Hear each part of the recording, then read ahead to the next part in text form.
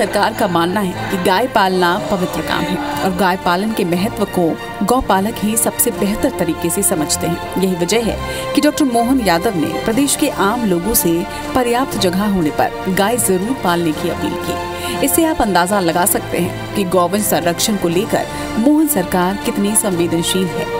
इतना ही नहीं, मोहन सरकार ने अधूरी गौशालाओं के निर्माण और नई गौशालाओं बनाने के निर्देश के साथ ही प्रदेश में चरनोई की भूमि पर काबिज अतिक्रमण हटाने के निर्देश भी दिए हैं, जिससे गौवंश को चारा उपलब्ध हो सके।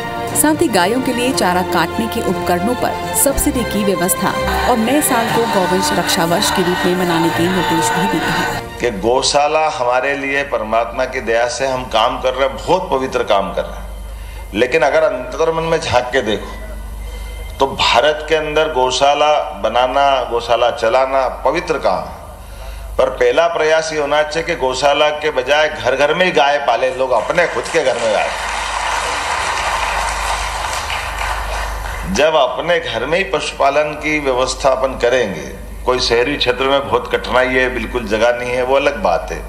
अदरवाइज जहाँ जहाँ जगह है, हमारा अपना गौ माता से संबंध आना ही चाहिए। मोहन सरकार इंसानों की जरूरत का ध्यान तो रखती ही है, गायों के संरक्षण और संवर्धन में भी आगे है।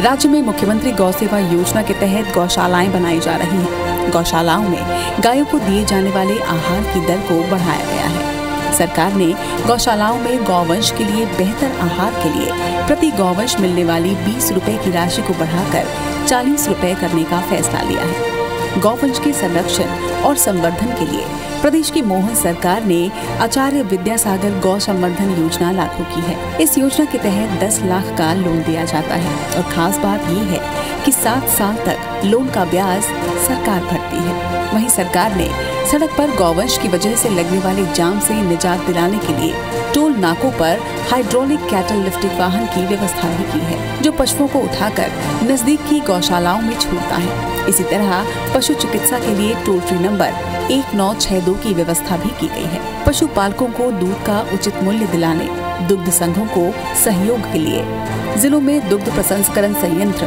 और सहकारी दुग्ध समिति को प्रोत्साहित देने के निर्देश दिए हैं। जितनी भी हमारी अभी गौशाला अधूरी है, किसी हालत में सारी अधूरी गौशालाओं को पूरी कराएंगे, ये सरकार ने पहला निर्णय किया। और फिर क्रमशः मनरेगा के माध्यम से ये नीचे तक ले जाएंगे, जहाँ जहाँ जरूरत है वहाँ गौशाला बनवाएंगे, इसमें कोई संकोच नहीं। दूसरा, गौ संवर्धन बोर्ड के माध्यम से अभी गौशालाओं को जो 20 रुपये देते हैं, तो कम से कम डबल तो कर ही दें। आज अपने यहाँ 20 के बजाय 40 रुपया देने की घोषणा कर। मोहन सरकार की गौशालाओं को लेकर उठाए गए कदमों का प्रदेश में असर दिखाई देने लगा है। हरदा में दयोदय गौशाला में 370 गायों के लिए कूलर और पंखे के साथ AC लगाए गए हैं। साथ ही घायल गायों के लिए ICU वार्ड भी बनाया गया है।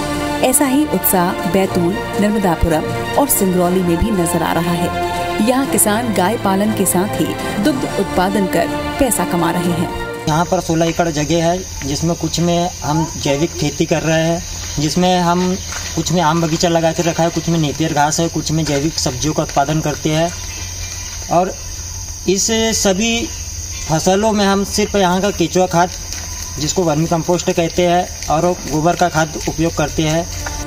गौवंश के साथ अटखेलियां करते हुए ये हरिद्वार के साधु संत हैं। ये ग्वालियर की गौशाला को संवारने का काम कर रहे हैं। ग्वालियर की आदर्श गौशाला प्रदेश की सबसे बड़ी गौशाला है और यही वजह है कि यहाँ करीब 10,000 गौवंश की देखरेख साधु संतों के द्वारा ही होती है।